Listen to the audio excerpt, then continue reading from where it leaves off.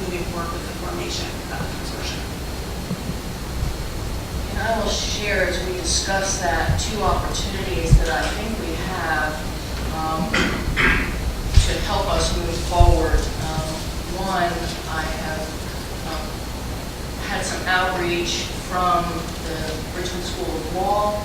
There's a young man who would be an ideal intern if we can get him, who might be able to help us on a pro bono basis with some of our initial creation of the consortium. It would give us some staff assistance in between meetings, and that's the piece, if the authority would like me to move forward to pursue that, to see if we can make that arrangement. I am happy to do it. The other thing I will volunteer to do, the consortium, of course, is not a public body in the same way that the authority is. Therefore, the consortium will not be represented by the Office of the Attorney General, as I understand it. And so I'd like to reach out to some of my friends who are energy lawyers here in town and see if we can't find someone to offer a little pro bono assistance in the actual filing of articles of incorporation and that sort of thing, if that meets with the approval of the body. Any objection to moving forward and asking Maureen to take those actions? Okay, Maureen, thank you. My thinking is that special committee kind of makes sense, and I might ask Don to take that on, if you would. Having done such a stellar job with the nominating committee, clearly you get a record. But also, whoever wants to volunteer, to let Don and Janera know, and let those folks get underway. I have no familiarity with what this process needs to be, and I suspect it is a process that we need to make sure goes through a number of specific steps and so forth. But obviously, the sooner the better, so we can keep this thing going. So. I have a question with regards. So this committee, are we? I mean, the people in that committee, are they going to be able to have discussion? I mean, I know we have some difficulties with the nominating committee because it needs to be a public discussion. So does this committee need to be held in the same public venue because it's going to make a big? You will need to. It will certainly hopefully be easier to get the few members of a committee together than it is to get this full body together, which is really one of the thoughts behind trying to do it by committee and then have a committee bring a report to the full body, hopefully in fairly short order. But yes, we will have to notice the meetings of the committee. Mr. Chair, and because my term as interim executive director is limited by my service in the Office of the Governor, I would hope that we would be able to have some initial meetings, perhaps the first week of January, and these, of course, will be posted publicly, the agenda shared publicly, meetings open as well to members of the public. I think that makes sense. I actually have under other business a few things, including transition and so forth, that I think we can be started to look at. So if that's acceptable, Maureen, I want to definitely ask you to contribute to this community, if you would, please. And anybody else who's interested. Marshall will not be here to begin with. Okay, thank you. So, okay, very good. All right, sounds good. Mr. Chairman, can I just ask one point of clarification? Even though the committee, the special committee formed by this, will be meetings in public, they can reach out to individual organizations and entities that would become a part of the consortium between the meetings, correct? Yes. And we can form the activities, form the processes, set up all the procedures and programs necessary to make the consortium come together. But the approval of same will take place in a public meeting. Is that correct, Janera? Exactly. All recommendations from the special committee, it would be my understanding that we move forward to the consideration of this full body. That being said, the special committee can invite comment or participation from potential consortium members and other key stakeholders as it relates to the Very well. Thank you, Mr. Chairman. I'll just make sure I follow her guidance. Thank you. And I presume all Abundance of caution, we would follow the bylaws as being considered by this body in terms of posting requirements and advance notice to the public. All right.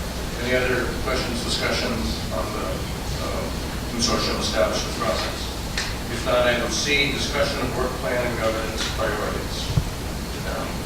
Mr. Chair, one of the things discussed at your previous meeting was the identification of governance priorities to achieve within a 6-month time period, one of which is the adoption of bylaws as well as goals and objectives. And hearing some feedback this morning will certainly help me to prepare an additional draft.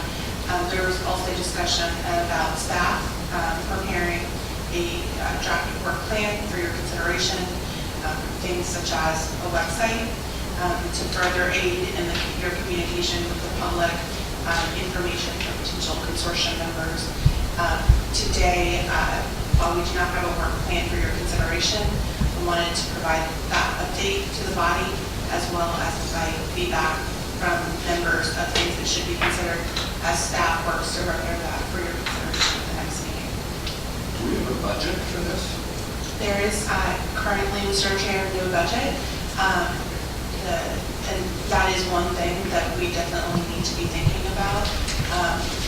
Perhaps there are strategic partnerships that can be formed to aid in website posting, perhaps at a state agency or another place temporarily, and for members of the public as well.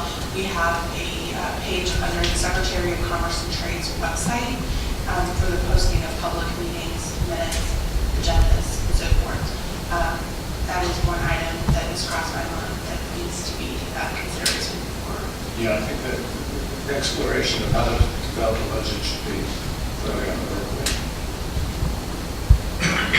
Any other questions or issues or thoughts on work plan and governance priorities? Again, I think that ask everyone to give some thought and communicate with Genera ideas and issues that we want to make sure are included in those documents, so we know what we're looking to do. Discussion of future meeting dates. The bylaws that we tabled proposed 4 meetings annually. We already discussed that a little bit. My own view is, for the moment, given we're trying to launch, we have a lot to do, we have the consortium and so forth, that it would be a good objective for us to set 4 meetings in this entire meeting. I'm certainly open to everyone's comments. I think the good news is we kind of know when they are now. For me, that's a huge help to be able to plan so we can all get here. So without, unless there's objection or discussion, let's propose that we adopt those 4 meeting dates, let the public know and so forth. Mr. Chairman, the only thing that might be coming to this is that the nuclear industry participates in a major meeting with the Nuclear Regulatory Commission every year in March, and I believe it's the week of March 10th. That's the Regulatory Information Conference. So all of us that work in the nuclear power industry will not be able to miss the Regulatory Information Conference. If we could confirm that this morning and get back to you so that we could shift it around that meeting, I think that would be important if you would advise. That is a very valid point. That is the place to be during that week.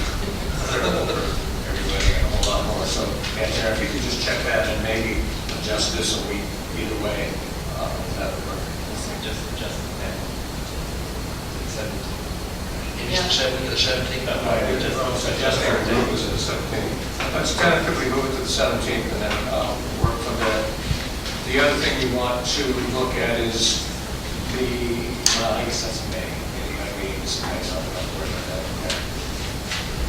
All right. All of them will, Regulatory Commission conference scheduled March 11th. March 11th.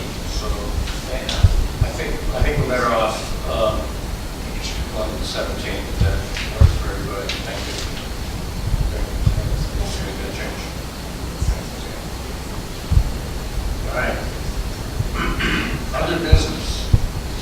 I have a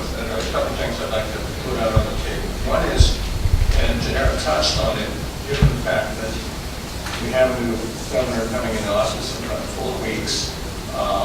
They're engaged in transition activities. At some point, I think it's going to be important for the authority to be meeting with, communicating with the governor-elect to make sure that they understand what we're doing, who we are, to establish some means of communication, relationship, and also replacement, unfortunately, for Genera, or however that's going to proceed. That's going to be very important to the activities.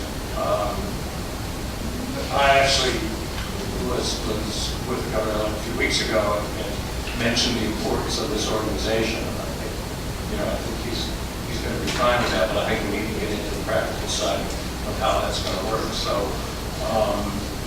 I don't know if I can take it upon myself to try and reach out and, I have some connections into the transition activities, and they're going to be very busy with a lot of things.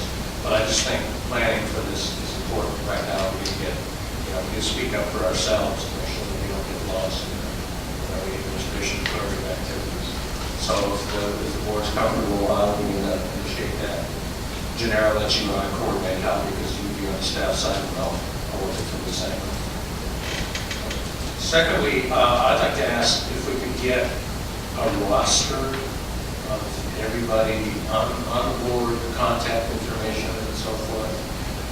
And also, if you're going to put together some sort of electronic, I don't know guys, so I'm not good at this stuff, electronic distribution file or something so we can communicate to everybody and I suppose if everybody can have access to that, is that something that's okay? Do we run afoul of the open meeting laws? If I wanted to send a note out to everybody here electronically, how does that work? Does that get posted? Does that get into some record or what?